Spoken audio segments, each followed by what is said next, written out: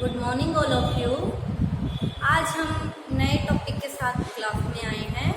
आज का जो हमारा टॉपिक है वो है बीकानेर के राइजिंग। ठीक है, देखो हमारा मेन टॉपिक जो चल रहा है कि मुगल शासकों के साथ सहयोग व प्रतिरोध की नीति। सहयोग देने वाले और मुगलों का विरोध करने वाले जो राजस्थान के शासक थे, हम उनके बारे में चर्चा कर रहे थे। तो इससे पहले हम दो मुगलों का प्रतिरोध करने वाले शासक पढ़ चुके हैं। मुगलों का प्रतिरोध करने वाले शासक राणा सांगा और महाराणा प्रताप, ये क्या थे? मुगल साम्राज्य के प्रतिरोधक शासक हम पढ़ चुके हैं।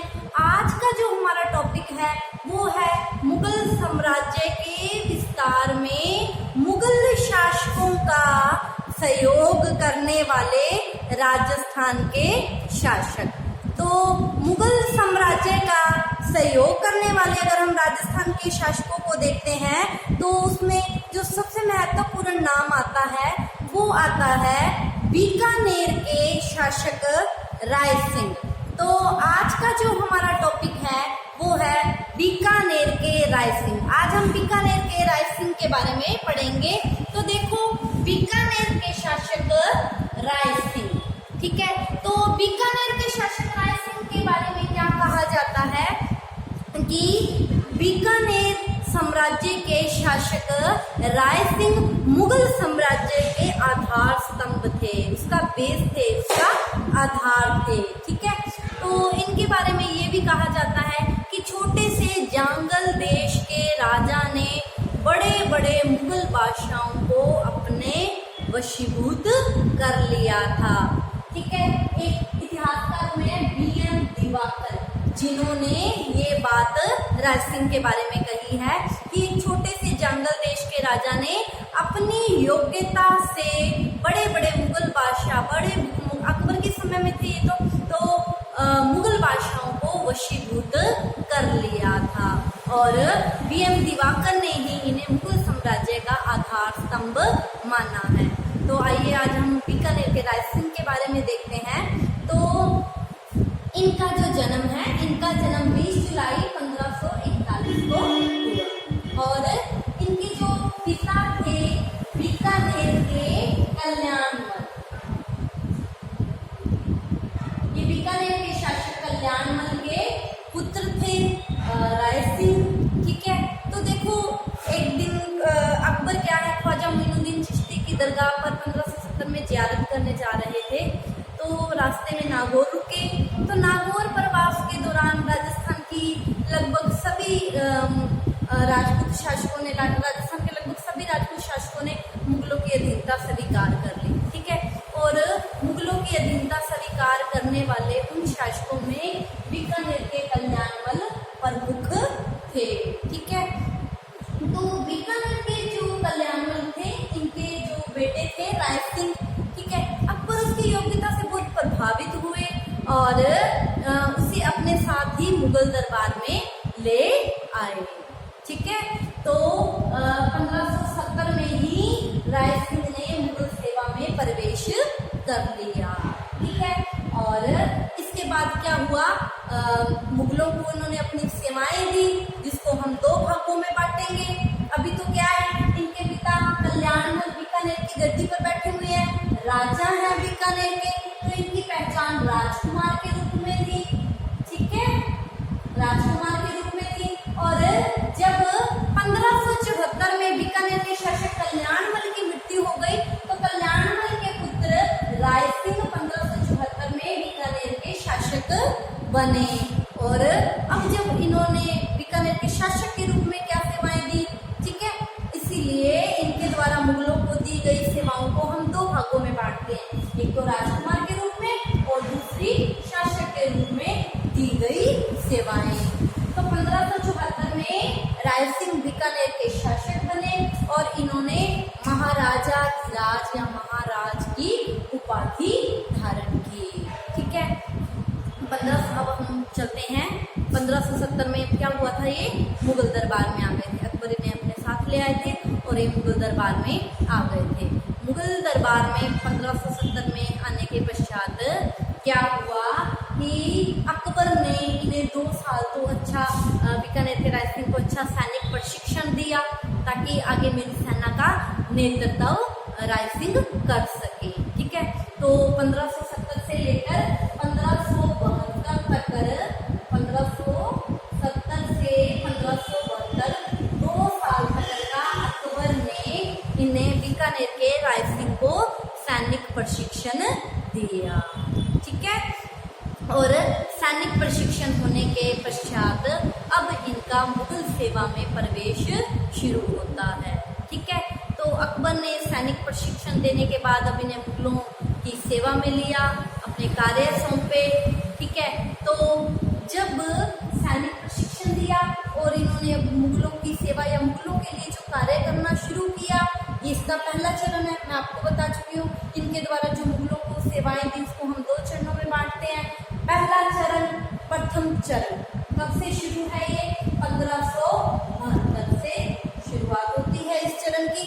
1572 में ये जो प्रथम चरण है, इसमें राय सिंह की जो पहचान थी वो एक राजकुमार के रूप में थी, बीकानेर के राजकुमार के रूप में इनकी पहचान थी। क्यों? क्योंकि इनके पिता बीकानेर के कल्याणमल बीकानेर की गद्दी पर बैठे हुए थे।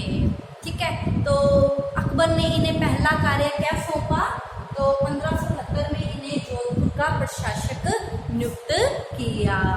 ठीक है, तो अब हमारा जो टॉपिक है ये है कि जोधपुर के प्रशासक के रूप में इन्होंने क्या कार्य अकबर के लिए किया।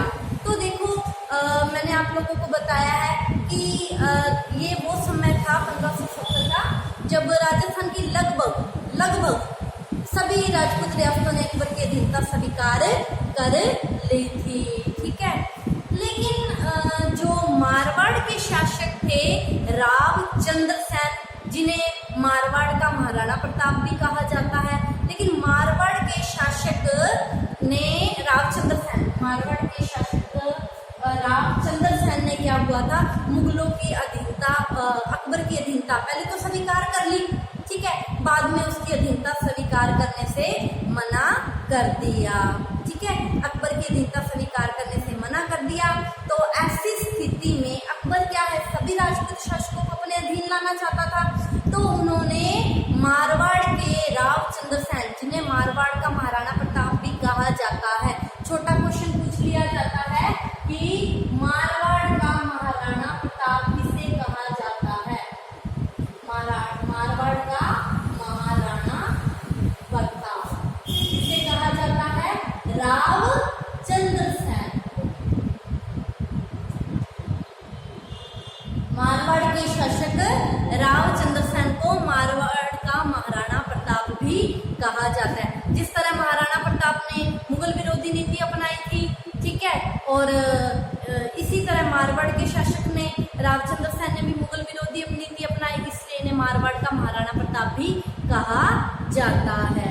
ठीक है, तो अब ये जो मारवाड़ के महाराणा प्रताप कहे जाने वाले रावचंद्र सेन थे, इन्होंने क्या किया? मुगलों की पहले तो अधीनता, अकबर की अधीनता स्वीकार कर ली, बाद में अधीनता स्वीकार करने से मना कर दिया और अहमदाबाद में जाकर लूटपाट करना शुरू कर दिया। रावचंद्र सेन ने अहमदाबाद जाकर लूटपाट करना शुरू कर दिया और जब लूटपाट करना शुरू कर दिया, अकबर क्या चाहता था? गुजरात पर अपना अधिकार करना चाहता था और गुजरात पर अधिकार करके अपने व्यापार को बढ़ाना चाहता था। ठीक है, लेकिन गुजरात जाने के लिए जो अजमेर और अहमदाबाद वाला ये जो रास्ता था, यहाँ पर रावचंद्र सेन क्या करता था? अकबर के व्यापारियों को लूट लिया करता था।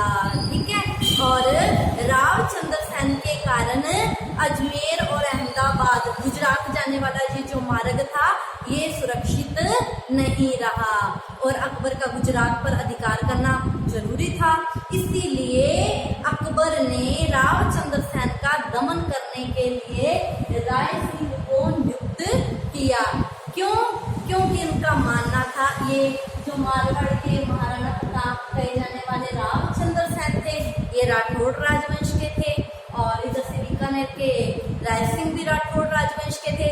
तो अकबर का ये मानना था कि राठौड़ों की शक्ति का दमन कोई राठौड़ शासक ही कर सकता है।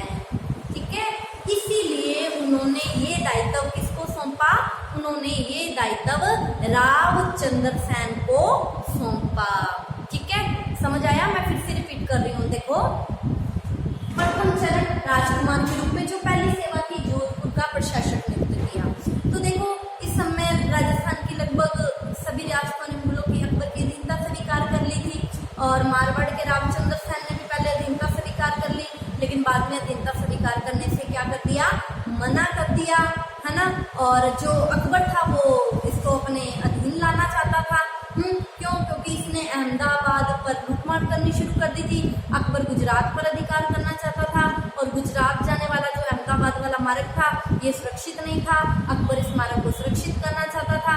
तो अकबर को लगा कि रावचंद्र सेन राठौड़ है, तो कोई राठौड़ को ही भेजा जाए रावचंद्र सेन की शक्ति का दमन करने। इसीलिए उन्होंने राठौड़ राजवंश अर्थात बीकानेर के राजकुमार राय सिंह को रावचंद्र सेन की शक्ति का दमन करने का दायित्व सौंपा। और 1572 में ही राय सिंह ने रावचंद्र सेन की शक्ति का दमन किया और वहां पर शांति और सुरक्षा स्थापित की। ठीक है, तो ये थी जोधपुर के प्रशासक के रूप में दी गई सेवा। 1572 में अकबर ने से बीकानेर के राय सिंह को जोधपुर का प्रशासक नियुक्त किया और इसी दौरान उसने रावचंद्र सेन के विद्रोह का दमन करके यहाँ शांति और व्यवस्था स्थापित की। तो आज की क्लास के लिए इतना ही। आप इसका स्क्रीनशॉट ले लीजिए। कल हम इस